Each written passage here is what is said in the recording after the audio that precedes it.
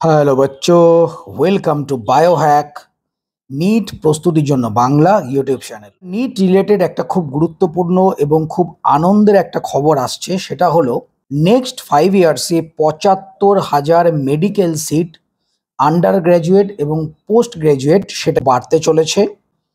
এবং এনএমসি তাদের অফিসিয়াল ওয়েবসাইটে এই যে নোটিফিকেশন সেটা 5 তারিখে রিলিজ করেছে। তোমরা এনএমসির অফিসিয়াল ওয়েবসাইটে ভিজিট করলে 2 পাতার একটা বড় নোটিফিকেশন দেখতে পারবে। তো সেখানে মেন কি লেখা রয়েছে সেইটা তোমাদের সামনে আমি আলোচনা করছি।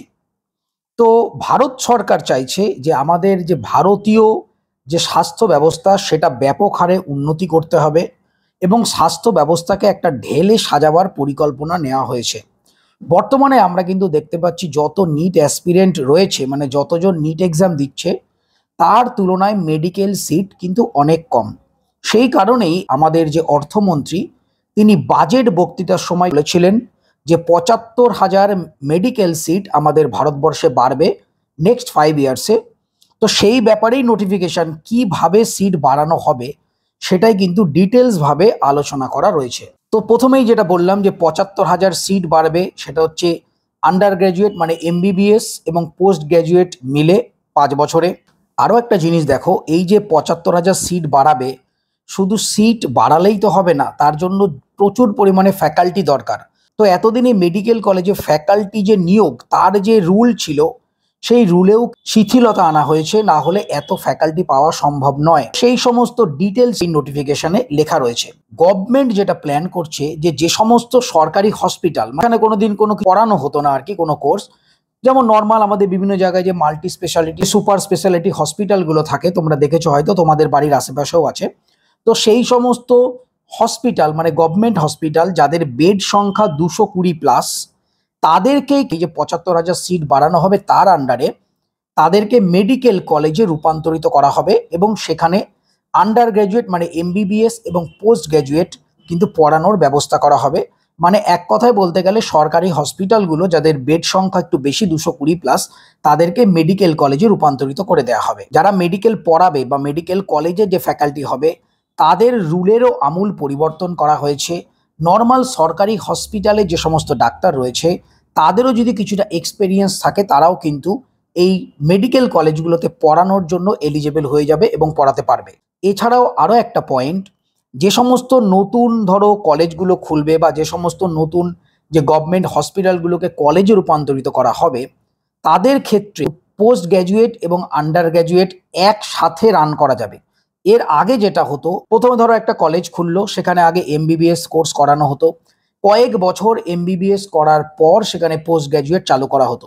কিন্তু এই বর্তমান যে নিউ রুল তার আন্ডারে যে কোনো একটা কলেজ কিন্তু একই সাথে আন্ডার গ্র্যাজুয়েট এবং পোস্ট গ্র্যাজুয়েট যে কোর্স একই সাথে স্টার্ট করতে পারবে। যদিও বা এই যে নোটিশ, এখানে কিন্তু মানে কোন ইয়ারে কত সংখ্যক সিট বাড়বে সে সম্বন্ধে কোনো স্পষ্ট ধারণা দেওয়া নেই। এছাড়াও আমাদের ভারতবর্ষের যতগুলো রাজ্য আছে, কোন রাজ্যে কটা সিট বাড়বে সেটা কিন্তু ধারণা দেওয়া নেই। যেহেতু বলছে যে 5 বছরে ৭৫,০০০ মেডিকেল সিট বাড়বে, তাহলে আমরা যদি সেটাকে হিসেব করি পার ইয়ার কিন্তু 15,০০০ করে মেডিকেল সিট বাড়ার কথা। নিট 2026-এ নিশ্চয়ই ম্যাক্সিমাম টু ম্যাক্সিমাম 12 থেকে 14,০০০ সিট তো অবশ্যই বাড়বে।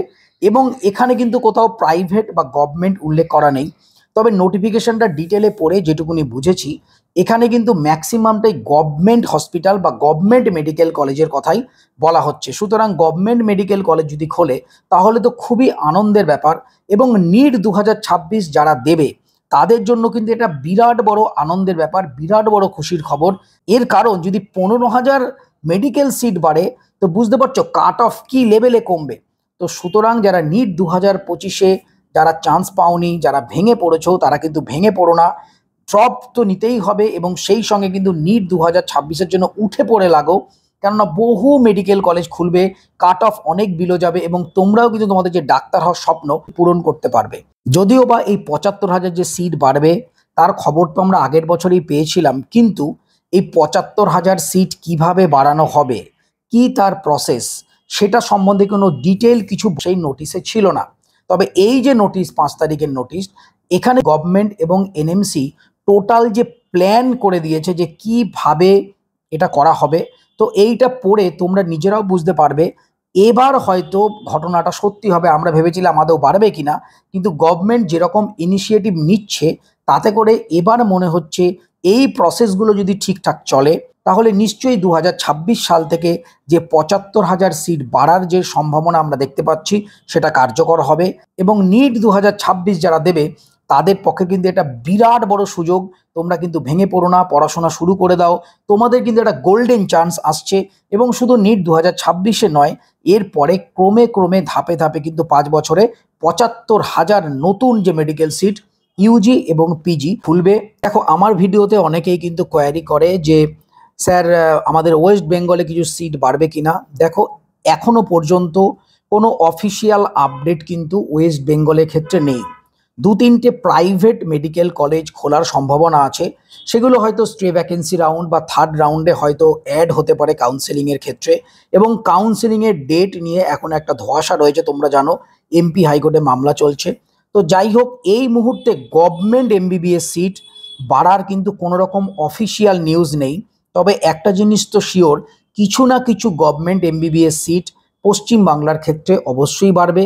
আর এনএমসির যে নোটিশ, এখানে কিন্তু কোনোভাবে ডিমার্কেশন করা নেই কোন স্টেটে কটা সিট বাড়তে পারে। যেহেতু প্রসেসিংটা চলছে, আমরা হয়তো কিছুদিন বাদেই জানতে পারবো যে কতগুলো সিট আমাদের ওয়েস্ট বেঙ্গলে বাড়ছে। এনএমসি অবশ্যই অফিসিয়ালভাবে কোন স্টেটে কতগুলো সিট বাড়বে সেটা নিশ্চয়ই পাবলিক নোটিশ দিয়ে জানিয়ে দেবে। তো যাই হোক, খুবই খুশির খবর, তোমরা যারা নিট 2026 সালে প্রিপারেশন স্টার্ট করেছো অথবা যারা এখনো করনি, করবো কিনা ভাবছো, তোমরা চোখ কান বুঝে আদা জল খেয়ে নেমে পড়ো। তো সবাই খুব ভালো থেকো, মন দিয়ে পড়াশোনা করো। চ্যানেলটা অবশ্যই সাবস্ক্রাইব করে রাখো। নিট রিলেটেড যাবতীয় খুঁটিনাটি খবর এই চ্যানেলে এবং পড়াশোনা রিলেটেড খবর এই চ্যানেলে তোমরা অবশ্যই পাবে। টাটা।